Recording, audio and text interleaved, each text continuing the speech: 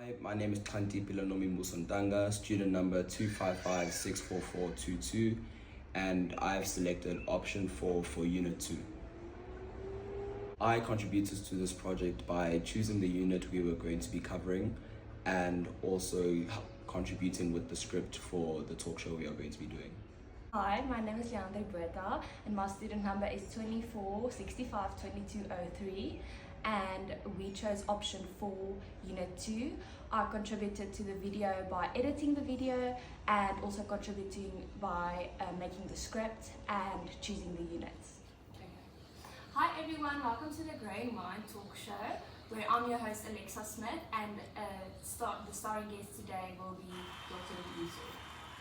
Today we're going to talk about how tiny humans turn into, slightly taller humans with more attitude. Exactly. Once again, I'm Dr. Mbuso, and we're diving into child development. From adorable baby giggles to teenage eye rolls, buckle up, it's going to be a developmental ride. And don't worry, there's no exam at the end, though we will test your sense of humor. Alright, let's jump in. So development is a continuous process, right? But for our sanity, we divide it into stages. Right. We've got infancy, which is the first 2 stages of a child's life. Then we have the early childhood, which is from ages 2 to 6, around the times where a child should be in preschool.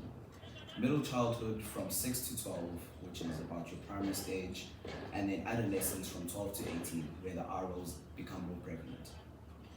So basically from drooling on toys to arguing with your parents about Wi-Fi. Exactly. Each stage has its own unique characteristics and skills. Infants explore through their senses, early childhood is all about imagination, middle childhood brings logic, and adolescence, well, it brings its own drama. Don't forget hormones, the real life plot twist of development. Yeah, no, you're absolutely right. So let's break up the 4 big types of development that we study.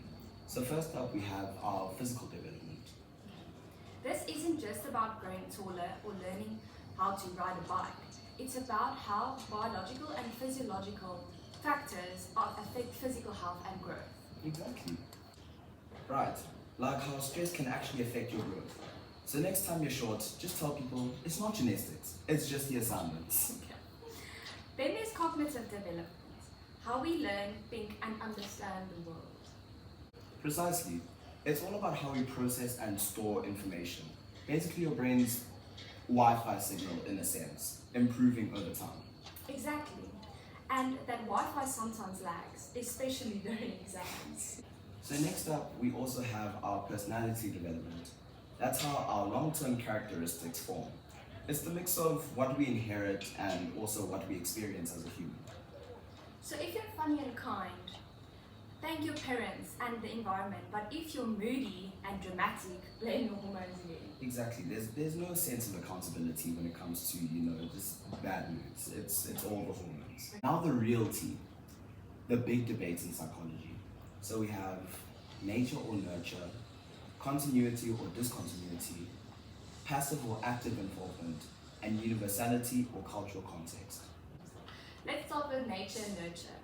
Nature means your genetics, like your color or height, and nurture means your environment, like parenting and school. Exactly. So basically, you can look at it this way. Is a child's behavior because of their genes or because of their genes? Right? Like, do they act out because of biology or because they copied their parents' fashion choices? Which I will admit, if I was caught with my mom's fashion choices, I probably wouldn't be happy either.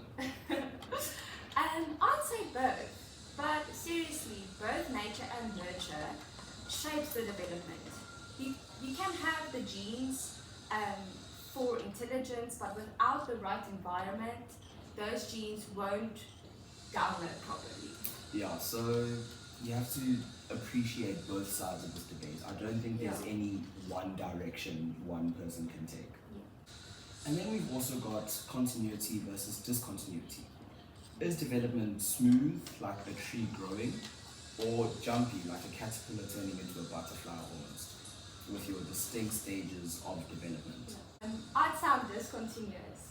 I grow emotionally every Monday, but on Fridays I'm back to square one. I mean, look, on Friday you're just trying to let loose before you become the emotionally strong person once again on Mondays. Yeah.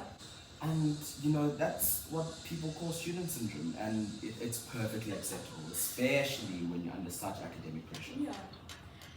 Next is passive versus active involvement. Do children shape their development, or are they shaped by the environment? That is a very interesting debate, I think. Yeah. This one's deep. I think one theory that has been referenced is the blank slate reference. Do the kids themselves write on the slate themselves, or does the environment they grow up in write on their slates for them? If only toddlers could rewrite their math schedule. Oh, I would like a nap schedule right now, honestly. Yeah. And then finally, we have universality versus cultural context. So, is there a uniform way in which kids develop throughout their stages of development? Or does the context they grow up in, meaning like what the factors that they grow up in, does that affect the way they develop? Culture matters. A child growing up in a collective African community learns cooperation early, while in a Western setting, interdependence is often the focus. Yeah, so if you look at African cultures, for example, you often find we raise a child together.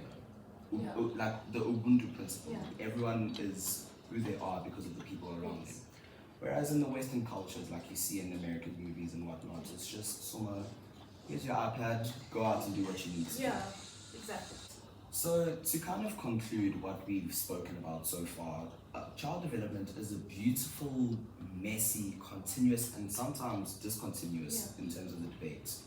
But overall, it's a process. I think that's one thing all psychologists and students can agree upon. Yeah.